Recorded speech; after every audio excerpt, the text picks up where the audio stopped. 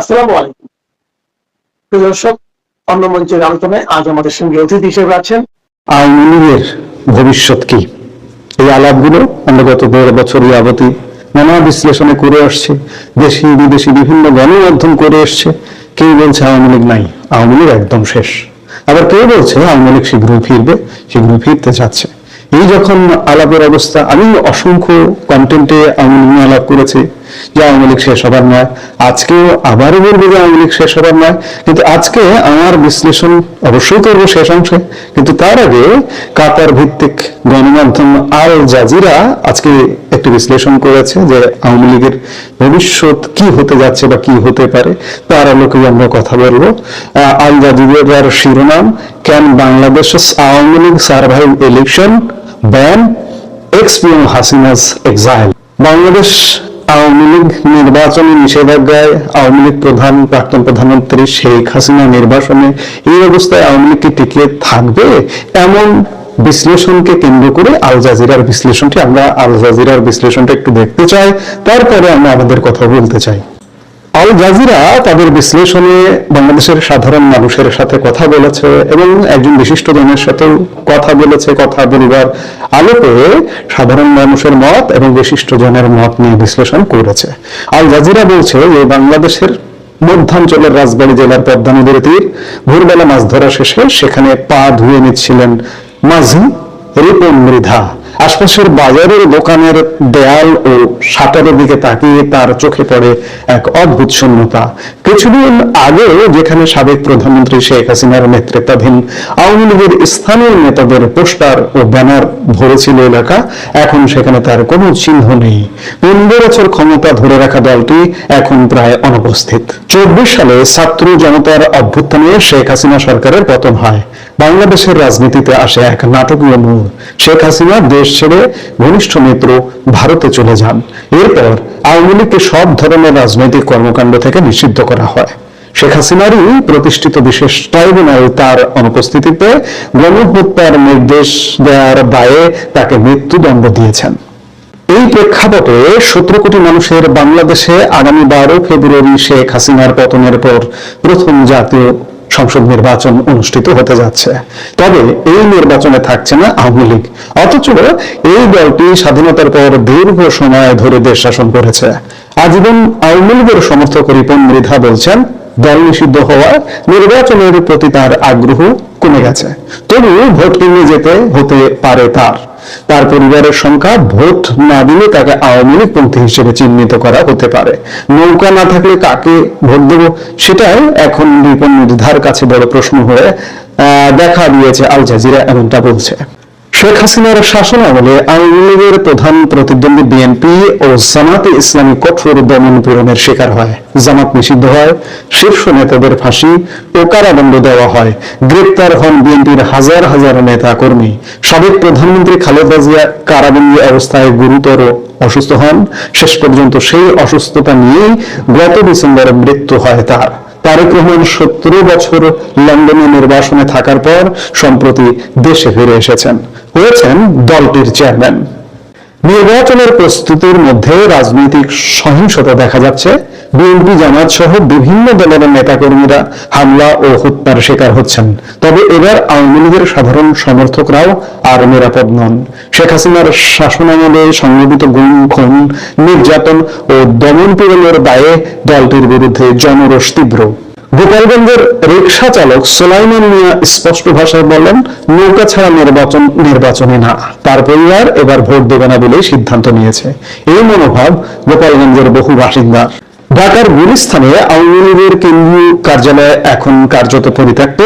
গণঅভ্যুত্থানের সময় ভাঙচুর ও অগ্নিসংযোগের পর ভবনটি আশ্রয়হীন মানুষের থাকার জায়গা ও অস্থায়ী শৌচাগারে পরিণত হয়েছে।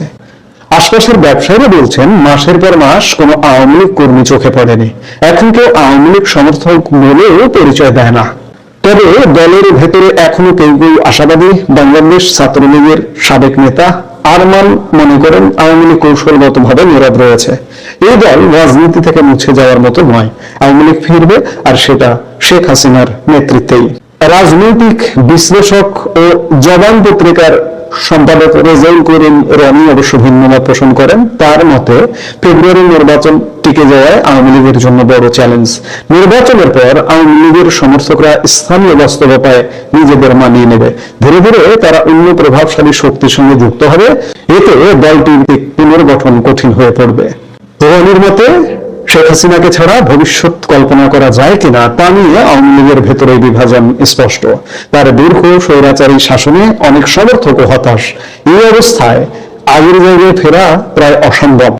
অন্য বিশ্লেষকরা মনে করেন জামাতে ইসলামের পুনরুত্থান আওয়ামী লীগের জন্য এক ধরনের দৃষ্টান্ত হতে পারে।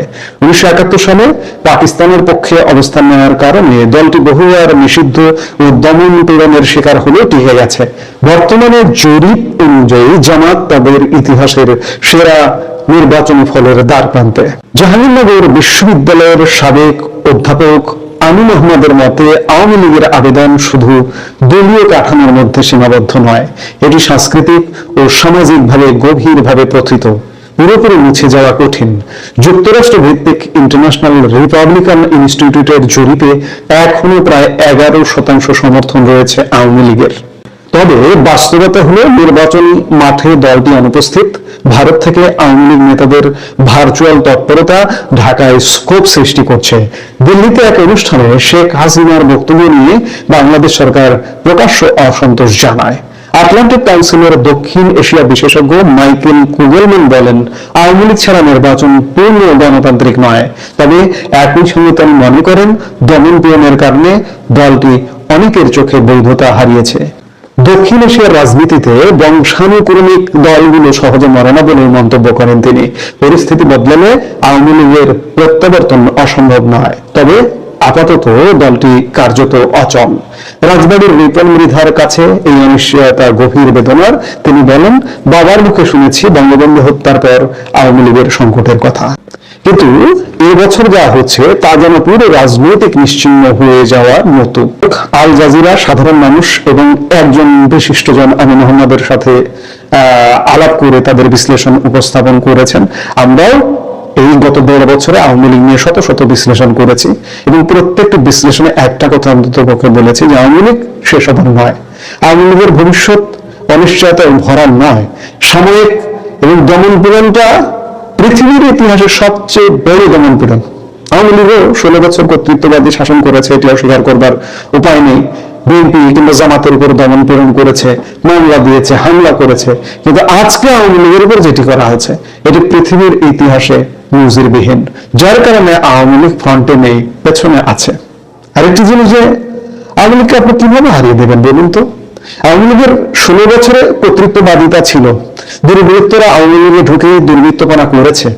কিন্তু আপনি যদি শাসনের কথা চিন্তা করেন, বাংলাদেশের মানুষের ভালো থাকার কথা চিন্তা করেন, গত 16 বছরে আওয়ামী লীগের আমলে বাংলাদেশের মানুষ যেভাবে ভালো ছিল, আজকে গত 1.5 বছরে বাংলাদেশের মানুষ কেমন আছে, এই ফারাকটা যদি দেখেন তাহলে বুঝতে পারেন যে আওয়ামী লীগ কেন ফিরবে না, কেন প্রাসঙ্গিক নয়। এবং এই যে নির্বাচনের নামে একটা রঙ্গ যে হচ্ছে, আল জাজিরা 11% আওয়ামী লীগের সমর্থনের জরিপ হাজির করেছে। আল জাজিরার মতো করতে পারে। আল জাজিরা বাংলাদেশ নিয়ে সবসময় বিশ্লেষণ করে পক্ষপাতমূলক, যেমনটা বাংলাদেশের স্বাধীনতা, মুক্তিযুদ্ধ এবং সোজা কথা, মোদ্দা কথা যদি বলি যে আওয়ামী লীগ বিরোধী বিশ্লেষণ করে। আওয়ামী লীগের 11% সমর্থন নয়। আপনি একটা ভোট দিয়ে দেখুন, ভোট দেবার, আওয়ামী লীগকে নিয়ে ভোট দেবার সাহস নেই বলে আওয়ামী লীগকে বাদ রেখে ভোট দেওয়া হচ্ছে। আমি যেটা বলছিলাম যে আজকের শাসন আওয়ামী লীগের চেয়ে 100 গুণ নিচে নেমে গেছে।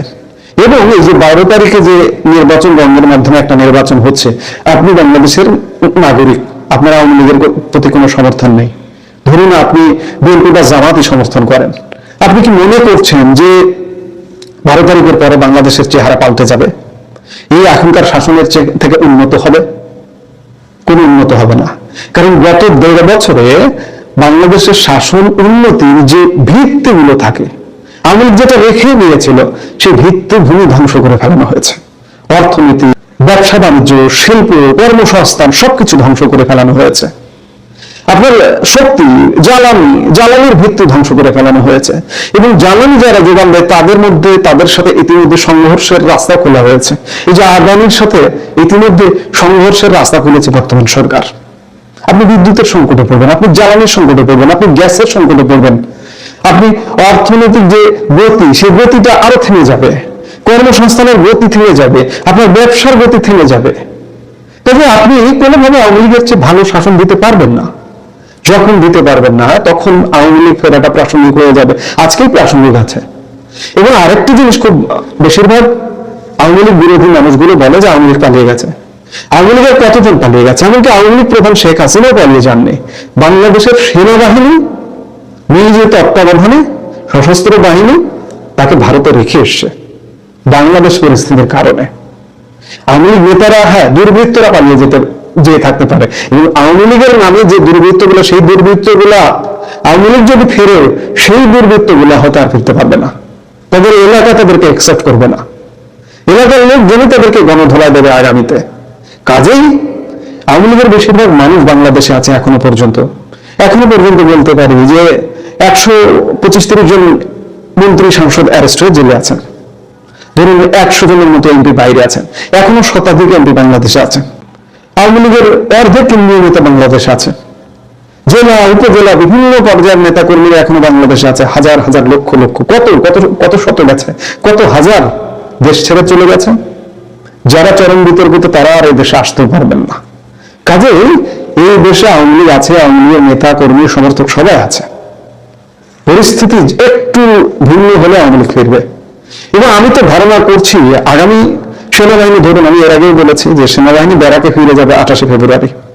28 ফেব্রুয়ারির পরে বিশেষ কোনো যুদ্ধাবস্থা বা বিশেষ কোনো জরুরি অবস্থা জারি না হলে 1 মার্চ থেকে বাংলাদেশের সেনাবাহিনী মাঠে আর থাকবে না, ক্যান্টনমেন্টে ফিরে যাবে। তখন কি হবে? পুলিশ পাহারা দিতে পারবে? পুলিশ কি এখন সক্ষম? এবং পুলিশের বুকে দুঃখ আছে তাদের ভাইদের হত্যার, ইন্ডিয়ান ইউনিটি দিয়ে সেটি বন্ধ করে রাখা হয়েছে। আমি মনে করি আগামী মার্চ এপ্রিল থেকেই আওয়ামী লীগ আস্তে আস্তে রাজনীতিতে ফিরবে, আপনি যতই নিষিদ্ধ করে রাখুন না কেন। এবং কয়েক মাসের মধ্যে, মার্চের থেকে কয়েক মাসের মধ্যে আওয়ামী লীগ ফুল ফেজে রাজনীতিতে ফিরবে। আওয়ামী লীগের নিষেধাজ্ঞা উঠে ফেলতে হতে পারে, কিংবা ব্যাপক একটা আন্দোলন সংগ্রাম হবে। এখন দেখতে পাচ্ছি না, অনেক কিছু দেখতে পাওয়া যায় না। আমি বারবার বিএনপির উদাহরণ দিই যে আজ থেকে 2 বছর আগে বিএনপি কোথায় ছিল? ঈদের পরে আন্দোলন করতে করতে বিএনপি 19 বছর পার করে দিয়েছে। আওয়ামী লীগ হয়তো সেই জায়গা থেকে শিক্ষা নেবে, আওয়ামী লীগ ঈদের পতনের আন্দোলনের পর্যায়ে হয়তো যাবে না আমি মনে করি। কারণ জনপ্রত্যাশা, জনদাবি, প্রকৃতি আওয়ামী লীগকে ফেরাবে। এই আওয়ামী লীগ 26-এরই মাঝামাঝি সময় থেকে ফুল ফেজে রাজনীতিতে ফিরবে। আপনি নিজে একটু ঠান্ডা মাথায় চিন্তা করে দেখুন যে আওয়ামী লীগকে অপ্রাসঙ্গিক, আওয়ামী লীগকে ব্যান করে দেবেন, আওয়ামী লীগ জামাত হয়ে যাবে, আওয়ামী লীগ বিএনপি হয়ে যাবে। এই যে এখানে আল জাজিরার বিশ্লেষণে কেউ কেউ বলছেন যে আওয়ামী লীগ। প্রিয় দর্শক, জুলাই সনদ বাস্তবায়ন নিয়ে, মানে জুলাই সনদ যেটা নিয়ে আমাদের একটা গণভোট হচ্ছে, যে গণভোটের প্রয়োজনীয়তা এবং গণভোটের নিয়ে নানা রকম প্রশ্ন উঠেছে, এবং গণভোট হার ভোট দেওয়ার জন্য সরকার বেআইনি ভাবে হার পক্ষে প্রচারণা চালাচ্ছেন। বেশ কিছুদিন চালানোর পর নির্বাচন কমিশন থেকে বলা হয়েছে যে আপনারা এই ধরনের প্রচারণা চালাতে পারেন না, এটা বেআইনি কাজ। এবং কেবল বেআইনি না, মানে দণ্ডনীয় অপরাধ।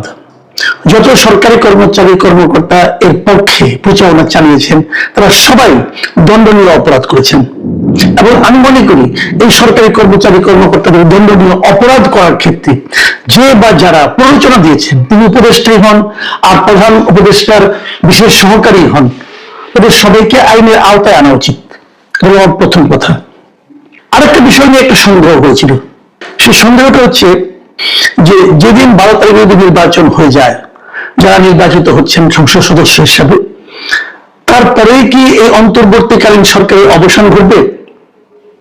আমি মনে করি ঘটবে, কিন্তু তারপরেও বিভিন্ন জায়গায় আমি অনেকের কমেন্ট পড়েছিলাম যে তাহলে 180 দিনের মধ্যে যদি হার ভোট বিজয়ী হয়, তাহলে 180 দিনের মধ্যে যে জুলাই জাতীয় সনদ, সংবিধান সংস্কার বাস্তবায়ন করতে হবে, যে বাধ্যবাধকতা দেওয়া হয়েছে, সেই বাধ্যবাধকতা যদি পালন না হয়, অথবা যে সময়টা পালন হবে সেই সময় সরকারি খেলা থাকবে, তখন কি এই অন্তর্বর্তী সরকারি 14 দিন থাকবে? এই সন্দেহটা কিন্তু অনেকেই করেছিল, এবং এই সন্দেহটা আমার কাছেও ছিল, কারণ এই ব্যাপারে স্পষ্ট করে কোথাও কোনো কিছু বলা ছিল না। এই ব্যাপারে দেখলাম আজকে যে সরকারের যে প্রেস উইং আছে প্রধান উপদেষ্টার, তারা একটা ব্যাখ্যা দিয়েছে, এবং তাদের ব্যাখ্যাটি এরকম যে যারা সংসদ সদস্য হবেন তারা মানে এই সময় যারা সংসদ সদস্য হিসেবে থাকবেন, এবং তারা একই সঙ্গে সংবিধান বাস্তবায়নের জন্য যে পরিষদটা হবে সেই পরিষদের সদস্য হিসাবে কাজ করবেন, সংবিধান সংস্কার পরিষদ এটার মেম্বার হিসেবে কাজ করবেন। এবং তারা নাকি দুটো শপথ নেবেন, এটা আবার ডক্টর আলী রিয়াজের ফর্মুলা। তারা দুইবার শপথ নেবেন, একবার শপথ নেবেন সংসদ সদস্য হিসেবে, আরেকবার শপথ নেবেন সংবিধান সংস্কার পরিষদের সদস্য হিসাবে। এবং এই সংস্কার পরিষদের সদস্য হিসেবে শপথ নেওয়ার পর তারপর তারা সংবিধান সংস্কারের জন্য জুলাই সনদে যে সব প্রস্তাবগুলি এসেছে সেই প্রস্তাবগুলি বাস্তবায়ন করবেন। আচ্ছা, এই যে বাস্তবায়ন করবেন, এই বাস্তবায়ন করতে গিয়ে তারা যখন ওগুলো চেঞ্জ করতে পারবেন, এই সম্পর্কে কোনো বক্তব্য নাই, সম্ভবত করতে পারবেন না। তারা যা আছে ওটাকেই পাশ করতে হবে, এবং সেটা 180 দিনের মধ্যে পাশ করতে হবে। যদি ওইটাই হুবহু পাশ করতে হয় তাহলে 180 দিন লাগবে কেন? এই 180 দিন কেন লাগবে তার কোনো ব্যাখ্যা নেই। প্রথমবার উনি বলেছিলেন যে 180 দিনের মধ্যে পাশ না করে এই সংবিধান সংস্কার পরিষদ, তাহলে অটো পাস হয়ে যাবে। পরে বসে নানা রকম চাপে পড়ে সেই সিদ্ধান্ত থেকে তারা সরে এসেছেন। তবে না, সব মিলে আমাকে যেটা মনে হয় এটা একটা জগা খিচুড়ি অবস্থা। জগা খিচুড়ি এই কারণে যে সংবিধান সংস্কার পরিষদ করতে হবে কেন? সংবিধান তো সংস্কার করবে। সংবিধান সংস্কার করার জন্য আমাদের সংবিধানের নিয়ম কানুন বলে দেওয়া আছে। সেই নিয়মটা হলো সংবিধান জাতীয় সংসদের 2/3 সদস্য যদি ভোট দিয়ে কোন সিদ্ধান্ত নেয় তাহলে তারা সংবিধান করতে পারে। সংবিধানের কোনো বিষয় যেটা সংবিধানে নাই, অথবা যোগ করতে হবে অথবা বাতিল করতে হবে, এটি জাতীয় সংসদের 2/3 সদস্য যদি একত্র হয়ে এবং একটা সিদ্ধান্ত নেয় তাহলে তারাই এই কাজটা করতে পারে। তো যে কাজটা তারা করতে পারে তাদেরকে আবার সংবিধান সংস্কার পরিষদ গঠন করে সেখানে এটা করতে হবে কেন? এটা কিন্তু ব্যাখ্যা কিন্তু আমি কোথাও পাইনি পর্যন্ত, কিন্তু আলী রিয়াজ সাহেব মনে করেছেন এটা থাকা দরকার, অতএব এটা রয়েছে। এখন প্রশ্ন হলো অন্য জায়গায়। দেখেন, আমি একটা জিনিস বুঝি না যে তারা কেন এত ক্যারিকেচার করতেছে। এই জুলাই সনদ করে এটা জাস্ট দিয়ে দিত, যারা নির্বাচিত হয়ে আসবেন তারাই ঠিক করবেন এই সনদ তারা রাখবেন কি রাখবেন না, রাখলে কতটুকু রাখবেন কতটুকু রাখবেন না, তারাই তো দিয়ে দিতে পারতো। এটা কিন্তু গণভোটেই বা দিতে হবে কেন? দেখেন, এই যে গণভোটটা করা হয়েছে এর জন্য কিন্তু একটা অধ্যাদেশ করতে হয়েছে। অধ্যাদেশটাকে প্রধান উপদেষ্টার পরামর্শক্রমে রাষ্ট্রপতি একটা অধ্যাদেশ করেছেন, কারণ রাষ্ট্রপতি কিছু করার নাই, প্রধান উপদেষ্টার পক্ষ থেকে গিয়েছে অধ্যাদেশ হিসেবে সিগনেচার করতে হয়, অধ্যাদেশ করেছেন। আচ্ছা, অধ্যাদেশটা কাকে বলে আমি এটা একটু বলতে চাই, এগুলি কতটুকু আইন অনুযায়ী হচ্ছে সেটা নিয়ে আলোচনা করতে যাচ্ছি। অধ্যাদেশ জিনিসটা কি? অধ্যাদেশ জিনিসটা ওইটা আমাদের সংবিধানের 93 বছর এই জিনিসটা আছে যে অধ্যাদেশ কাকে বলে। অধ্যাদেশ অনুযায়ী যদি সংসদ ভেঙে যায় কোনো কারণে অথবা অধিবেশন না থাকে, যদি রাষ্ট্রপতি মনে করে যে এখনই একটা আইন করা দরকার, তাহলে সে আইনটা উনি করতে পারেন। এবং এই যে আইনটা উনি করলেন, এই আইনটা আবার পরবর্তী সময় যখন সংসদ হবে তখন সেটা পাস করতে হবে। এটি হলো অধ্যাদেশ। কিন্তু এই যে আইনটা করবেন সেখানে 93 1 কত কি বলা হয়েছে সেটা আপনারা শুনেন। সেখানে বলা হয়েছে যে শর্ত হলো গিয়া এমন কোন বিধান করা যাবে না, এমন কোন বিধান করা যাবে না যা এই সংবিধানের অধীন সংসদের আইন দ্বারা আইনসঙ্গতভাবে করা যায় না। মানে এই সংসদ যেটা আইন দ্বারা আইনসঙ্গতভাবে করতে না পারবে সেটা রাষ্ট্রপতি অধ্যাদেশ হিসেবে জারি করতে পারবে না। আমি প্রশ্ন করব, সংবিধানের মধ্যে আপনার জাতীয় সংসদ সদস্যদের যে ক্ষমতা দেওয়া হয়েছে সেই ক্ষমতা অনুযায়ী জাতীয় সংসদ সদস্যরা আইন হিসাবে গণভোটকে কি অন্তর্ভুক্ত করতে পারবে? পারবে না। গণভোটকে অন্তর্ভুক্ত করতে হলে আপনাকে সংবিধান সংশোধন করতে হবে, সেটা তো অন্য হিসাব। কিন্তু এটা তো তারা সংবিধানের আইন হিসেবে প্রণয়ন করতে হবে। আইন হিসেবে কোনো কিছু প্রণয়ন করতে হলে সিম্পল মেজরিটি হলে চলে। সিম্পল মেজরিটি দিয়ে কি আপনি গণভোটের নিয়মটাকে চালু করতে পারবেন? পারবেন না, কারণ গণভোটটা একটা সাংবিধানিক সিদ্ধান্ত, এই সংবিধানে নাই। এবং গণভোট করতে হবে এই আদেশ জারির এখতিয়ারই রাষ্ট্রপতির নাই। রাষ্ট্রপতি গণভোটের আদেশ দিতেই পারেন না, কিন্তু তাকে তো দেওয়া রয়েছে গায়েব জোর, জাস্ট গায়েব জোর। এখানে গায়েব জোর ছাড়া আমি আর কিছু দেখি না। এবং পৃথিবীর কোথাও এভাবে গণভোট হয় না। গণভোট যেটা হয়, যে সিদ্ধান্তের উপর হয়, এটা আগে সংসদে পাশ হয়, তারপরে সেটা নিয়ে তারা জনগণের কাছে যায়। কিন্তু এরা আগে জনগণের কাছে যাচ্ছে, যে আপনাদের কাছে উদ্ভট প্রশ্ন রাখতেছে, 4টা প্রশ্ন একটা প্যাকেজ রাখতেছে, সেই প্যাকেজে হা না বলতে হবে, এবং সেটা ভা বলানোর জন্য বেআইনি ভাবে দণ্ডনীয় প্রক্রিয়ায় তারা সরকারি কর্মচারী কর্মকর্তারা এনগেজ করেছে। এনগেজ করে ওখান থেকে হা হবে, যদি হা হয় তাহলে আবার একটা সংবিধান সংস্কার পরিষদ করবে, সেই পরিষদ আবার নতুন করে শপথ দিবে, নিয়ে এইরকম এরকম কাজ করবে। মানে একটা পাগলামির একটা সীমা থাকা দরকার আছে। সেই সীমাহীন পাগলামি মিস্টার আলী রিয়াজ এবং তার গম এই সরকারের উপর চাপিয়ে দিচ্ছে, নতুন সরকারের উপর, আপকামিং সরকারের উপর চাপিয়ে দিচ্ছে। মানবে তারা? যখন নির্বাচন, আমি একটা জিনিস বলবো, নির্বাচনটা হয়ে যাবে, তখন নতুন যে সরকারটা আসবে, তারা এই সমস্ত মানে মামার বাড়ির আবদার মানবে? যদি না মানে তাহলে বলবে আমরা জনগণের ম্যান্ডেট নিয়ে আসছি, আপনাদের কথা মানবে কেন? মানলাম না। সংস্কার, আমরা আমাদের মতো করে সংস্কার করবো, আপনাদের সংস্কার আমি করবো কেন? আপনাদের এই সংস্কার আমাদের অনেক নোট অফ ডিসিপ্লিন দেওয়া আছে, কেন করবো? আর যদি না ভোট বিজয়ী হয় তাহলে কি হবে ভাই? তাহলে তো আমগুলো সরাইগুলো, এই যে সংস্কার জুলাই সনদ যেটা আছে, এর মধ্যে কি ভালো ভালো কিছু জিনিসপত্র আছে না? আছে, কিন্তু আমার নিজের অনেক পছন্দের জিনিসপত্র আছে। তো এটা যদি আপনারা এত জোর জবরদস্তি করে চাপিয়ে না দিয়ে এই জুলাই সনদ যেটা পাশ করেছেন, এই জিনিসটাই নতুন সরকারের হাতে তুলে দিতেন, তাহলে নতুন সরকার ঠিক করতো ওরা কোনটা কোনটা মানবে, কোনটা কোনটা মানবে না। এবং সেই সরকারের কেবল না, এবং ওখানে বিভিন্ন যারা মেম্বার আছেন সবাই মিলে যেগুলো যেগুলো মানার মতো হতো, সংসদে আলোচনা হতো, আলোচনা হওয়া যেগুলো মানার মতো হতো, সেগুলো বাস্তবায়ন করতো, কোনো প্রবলেম তো ছিল না। কিন্তু তা না, আপনারা ঘর তৈরি করছেন, আপনাদেরটাই করতে হবে। আপনার কে ভাই? আপনার কে? আপনার যে দেশের প্রতিনিধি তাও তো না। আলী শেখ কে? উনি আমেরিকার একজন নাগরিক। উনি আমাদের শিখাচ্ছেন গণতন্ত্র কিভাবে করতে হবে, উনি আমাদের শিখাচ্ছেন সংবিধান কি হবে। ওনার কথা মতো আমাদের সংবিধান হবে?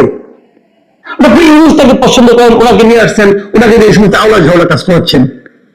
বাট আমাদের দেশের মানুষ কি চায়? আমাদের দেশের মানুষের সাথে কোনো যোগাযোগ আছে? আমাদের দেশের মানুষকে তো আপনি মনে করে যে আমরা হলাম জালিয়াতির এক একজন শিল্পী, আমরা জালিয়াতির কারখানায় বসে আছি। ওনারা যদি বলেন, ওপেন বলেন, মানে এদেশের মানুষকে আপনারা আর কত অপমান করবেন, এদেশের মানুষকে আপনারা আর কত মূর্খ মনে করবেন, এবং এদেশের মানুষ যাদেরকে নির্বাচিত করে পাঠায় ভোট দিয়ে, তাদেরকে আপনি আর কত অবমূল্যায়ন করবেন। যাদেরকে জনপ্রতিনিধি হিসেবে মানুষ ভোট দিয়ে পাঠাবে, তাদের প্রজ্ঞা, তাদের চিন্তা ভাবনা, এগুলিকে আপনারা মানে কোনো গুরুত্ব দিচ্ছেন না। তারা কি এরকম ভাবতে পারবে না, করতে পারবে না? এটা হয় না, এটা হয় না। এভাবে আপনারা যে কাজটা করতে চাচ্ছেন সেটা আসলে এক ধরনের স্বৈরাচারী ভাবে ভাববেন আমার কাছে মনে হয়। এবং আমি নিশ্চিত, আমি আপনাদেরকে প্রিয় দর্শক আপনারা মাথায় রাখবেন, খুব বেশি দিন তো নাই, আর মাত্র 13 দিন আছে নির্বাচনে। আপনি দেখছেন নির্বাচনের পরে কি হয়। নির্বাচনের আগের জিনিস আমার ধারণা আলী সাহেব দেশ ত্যাগ করবেন, আমার ধারণা। আমি জানি না আমি কি করবেন, উনি ওনার যারা সহকারী টকরি আছেন, মনির হায়দার, যারা আছেন, আপনি নিশ্চিত থাকেন এই মাঝারি মানে বুদ্ধিজীবীগুলো আগেই দেশ ত্যাগ করবেন। এবং